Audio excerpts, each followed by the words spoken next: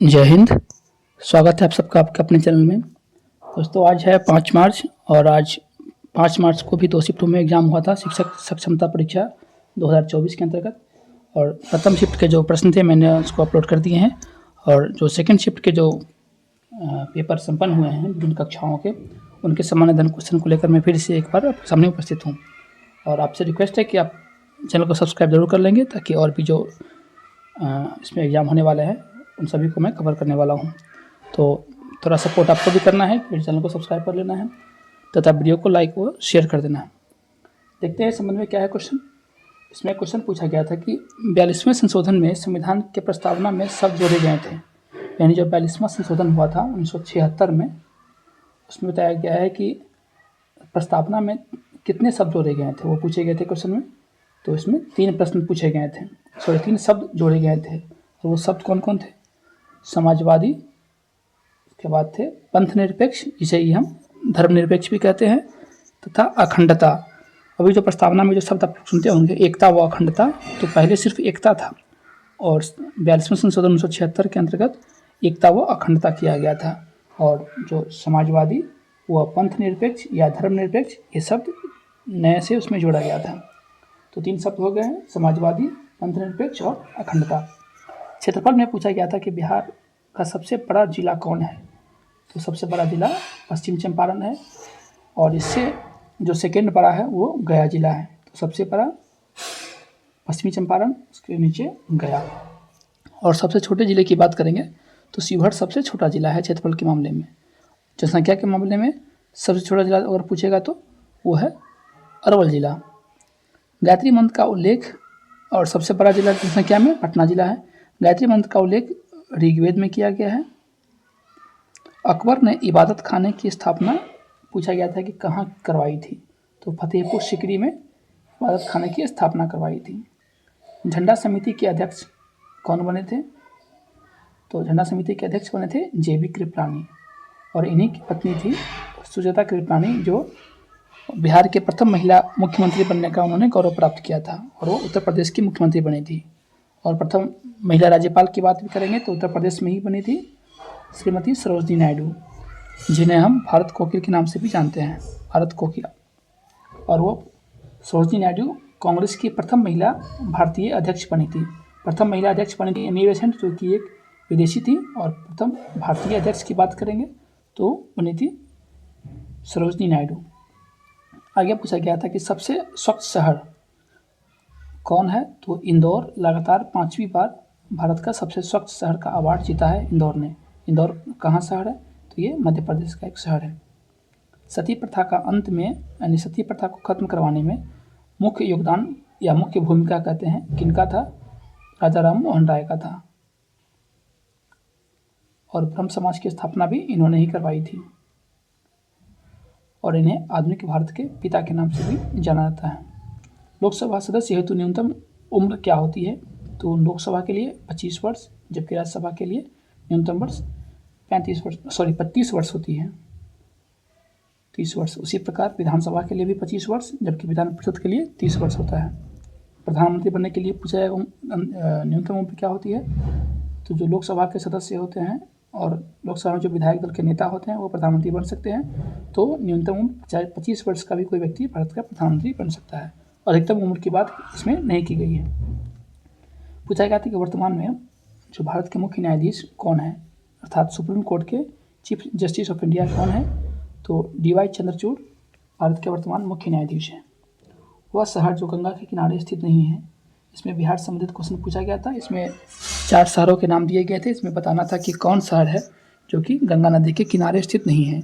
इसमें शायद पटना, बेगूसराय, भागलपुर इत्यादि शहर दिए गए थे।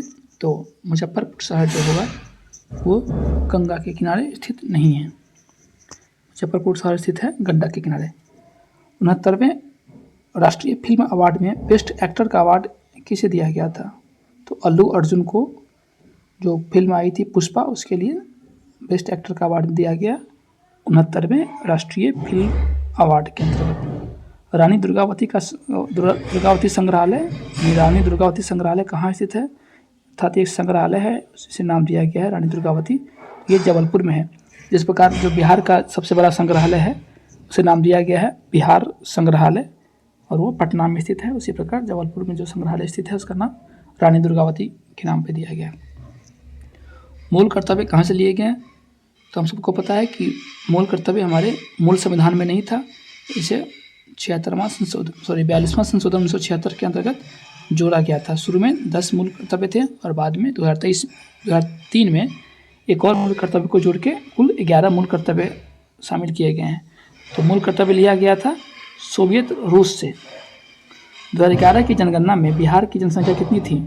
तो 10.38 करोड़ थी बिहार की जनसंख्या 2011 की जनगणना के अनुसार। किस मृदा को कम सिंचाई की आवश्यकता होती है? तो काली मिट्टी को कम सिंचाई की आवश्यकता पड़ती है। रतौंधी का कारण क्या होता है? यानी रतौंधी किसके कारण होता है? विटामिन ए की कमी से ये बीमारी होती है और विटामिन ए का रासायनिक नाम रेटिनॉल है। बिहार का पहला तेल शोधक कारखाना कहाँ स्थापित किया गया था? तो ये किया गया था बरौनी में, जो कि बेगूसराय में स्थित है। भारत के प्रथम मुख्य न्यायाधीश कौन बने थे? अर्थात सुप्रीम कोर्ट के जो प्रथम वर्तमान जो मुख्य न्यायाधीश हैं, प्रथम मुख्य न्यायाधीश पूछे गए थे। किसी और अन्य क्लास के जो पेपर थे उसमें वर्तमान सीजीआई पूछा गया था और यहाँ पूछा जा रहा है कि प्रथम भारत के मुख्य न्यायाधीश सुप्रीम कोर्ट के कौन बने थे? तो हीरालाल जी कानिया। और अभी तक भारत की कोई भी महिला मुख्य न्यायाधीश नहीं बनी है सुप्रीम कोर्ट के अंतर्गत। कबीर के गुरु का क्या नाम था? तो रामानंद नाम था। भारत के प्रथम शिक्षा मंत्री कौन थे? स्वतंत्र भारत के पहले शिक्षा मंत्री मौलाना अबुल कलाम आज़ाद थे। बिहार के प्रथम हरिजन सीएम कौन बने थे? भोला पासवान शास्त्री बिहार के प्रथम सीएम थे। जबकि पूछे कि प्रथम मुस्लिम मुख्यमंत्री कौन थे? तो अब्दुल काफूर थे बिहार के प्रथम मुस्लिम मुख्यमंत्री। आगे पूछा गया था कि यूरिया अधिकतम मात्रा में पाई जाती है, मूत्र में यूरिया की काफ़ी मात्रा पाई जाती है। पंचायत भंग होने के कितने दिन के अंदर चुनाव करवाना आवश्यक होता है? तो 6 माह के भीतर पंचायत चुनाव करवा लेना आवश्यक होता है। विश्व मानचित्र का निर्माण सर्वप्रथम किसने किया था? तो विश्व मानचित्र का निर्माण सर्वप्रथम अनेक्सीमेंडर ने किया था। अत्यधिक शराब के सेवन से प्रभावित अंग कौन होता है? तो हम सबको पता है कि लीवर खराब होता है अत्यधिक शराब यानी अल्कोहल के सेवन करने से। फूलगोभी का खाने योग्य भाग क्या होता है? तो पुष्पक्रम होता है फूलगोभी का खाने योग्य भाग। आकस्मिक निधि की स्थापना कब की गई थी? आकस्मिक निधि वैसी निधि होती है जिसके अंतर्गत जब संसद के सत्र नहीं चल रहे होते हैं तो अचानक आपातकालीन निधि फंड की आवश्यकता होती है, तो इस निधि से पैसे निकाले जा सकते हैं। तो आकस्मिक निधि की स्थापना की गई थी 1950 में। दुग्ध में कर्क रेखा को 2 बार काटने वाली भारतीय नदी कौन है? तो वो माही नदी है जो कर्क रेखा को 2 बार काटती है। अनैच्छिक पेशियाँ निष्क्रिय होता है सेरिब्रम द्वारा, सेरिब्रम के द्वारा अनैच्छिक पेशियाँ निष्क्रिय होता है। प्रथम गोलमेज सम्मेलन हुआ था 1930 में और इसके अलावा 2 अन्य जो सम्मेलन हुए थे 1931 और 1932 में हुए थे। केंद्रीय रेल मंत्री अश्विनी वैष्णव वर्तमान में भी है। वर्तमान का ही पूछा गया था कि वर्तमान के केंद्रीय रेल मंत्री कौन है? तो वो अश्विनी वैष्णव है। भारत की सबसे लंबी अंतर्राष्ट्रीय सीमा बांग्लादेश के साथ बनाती है भारत में, और सबसे छोटी सीमा पूछा जाए तो अफगानिस्तान के साथ है। भारत में सिंचाई का सबसे महत्वपूर्ण साधन क्या है? तो नहर है। अर्जुन विजेता 2024 में जो बनी है ऋतु नेगी, इन्हें ये किस खेल से संबंधित है? तो अर्जुन नेगी संबंधित है कबड्डी खेल से। इनके अलावा लगभग 20-25 और लोगों को अर्जुन पुरस्कार 2024 में दिया गया। रुपया का तीसरी बार अवमूल्यन पूछा गया है कि कब किया गया था? तो प्रथम बार 1966 में किया गया था, प्रथम बार 1949 में, द्वितीय बार 1966 में, जबकि तृतीय बार ये 1991 में किया गया था जब नई आर्थिक नीति आई थी। इसमें वित्त मंत्री मनमोहन सिंह थे, उनसे में एक बार रुपया का अवमूल्यन किया गया। रुपये का अवमूल्यन का अर्थ होता है कि रुपया को किसी अन्य देश की मुद्रा के रूप में की अपेक्षा अपने रुपये को कम कर देना। इससे क्या हुआ कि हमारे जो अर्थव्यवस्था में काफ़ी बूस्ट मिला था। भारत का एकमात्र सक्रिय ज्वालामुखी का क्या नाम है? तो बैरन आइलैंड पे स्थित बैरन ज्वालामुखी है जो कि अंडमान के बैरन द्वीप पे स्थित है। प्रकाश वर्ष इकाई होती है किसकी, तो ये दूरी की प्रकाश वर्ष इकाई होती है। उम्मीद करता हूँ कि वीडियो पसंद आया हो। प्लीज़ सब्सक्राइब कर देंगे तथा वीडियो को लाइक और शेयर कर देंगे। आपका दिन शुभ हो। धन्यवाद।